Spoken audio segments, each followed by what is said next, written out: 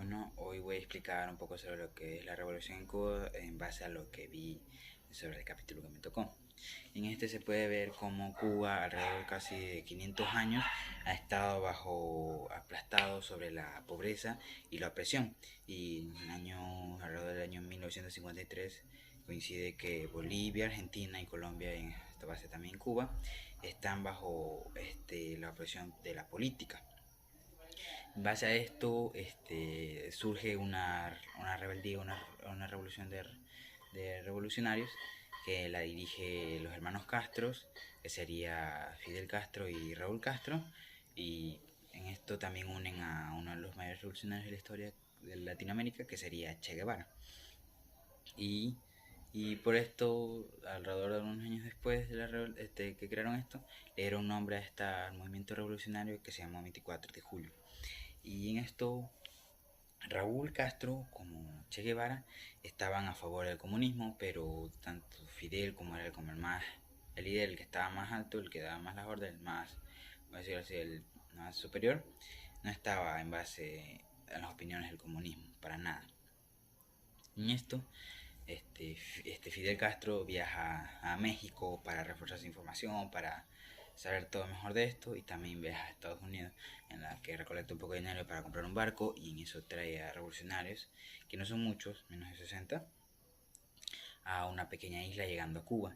Pero el barco llega en 1953, está la isla de Cuba, pero llegaba con poca gente, pero sin embargo el barco era demasiado pequeño, y alrededor del transcurso de Estados Unidos a Cuba, los, los tripulantes se marearon, no tenían comida y todo, y por el base así al llegaron con hambre y no llegaron muy bien, que se diga. Y en eso hubo un pequeño enfrentamiento con el gobierno y tuvieron que huir a las montañas.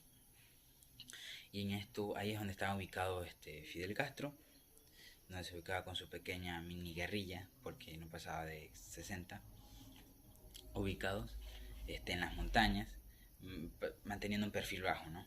Y base a esto fue reclutando gente, y hay una anécdota de un señor que los del gobierno le mataron a su esposa y su perro, y base a esto les dio comida y posada en las montañas a estos revolucionarios de la mini guerrilla, ¿no? Y a esto tratan de... Fidel Castro era uno de los mayores, hacía, por ejemplo, llegaban entrevistadores a entrevistarlo, y según él tenía mucha gente, trataba de causar temor, de hacerse ver rudo, llegaban las entrevistas, se grababan con sus armas y todo, para tratar de dar una impresión como que tenía bastante gente, que eran malvados, ¿no? En esto también, como reclutaba gente del campo y bastante humilde, les dio la imagen de una virgen que se llamaba la Virgen de la Caridad, tratando así de dar como una imagen, la dieron a su uniforme, tratando de dar una imagen de piedad y inocencia, la cual no es así, porque cuando llegaba alguien que no estaba en contra de la revolución, lo fusilaban. De hecho, hay una foto en donde Fidel muestra cuando está atando antes de ser fusilado al que estaba contra la rebelión, ¿no? Y entonces Fidel Castro era uno de los mayores, así llamaba a los entrevistadores para que lo graben, y de hecho hicieron una mini radio que se vinculó con la radio del país, y también creo que de Latinoamérica, no solo del país, dando así sus voces, su expresión, su opinión más que todo, ¿no? Para intervenir en eso de que una mini batalla ahí que fue en 1956, no mal recuerdo, que duró como 8 días. Hubieron una pelea entre estos y el ejército del gobierno, en la cual fallaron, tuvieron que retirarse por su bajos del ejército, ¿no? Habían como 46 o 56, tuvieron que retirarse, pero él anunció en la radio que tenía en su ni radio que habían ganado. Y algo muy importante es que estas personas que luchaban con él, que eran menos de 50, 60, ellos luchaban por un ideal, por una idea, por algo que creían. En cambio, con los del gobierno, que ellos peleaban por lo que pagaban, ¿no? En esto, una carrera en Cuba, una de las más importantes que se transmitió a Latinoamérica. Secuestraron a uno de los favoritos de la carrera, que se llamaba Fangio, ¿sí?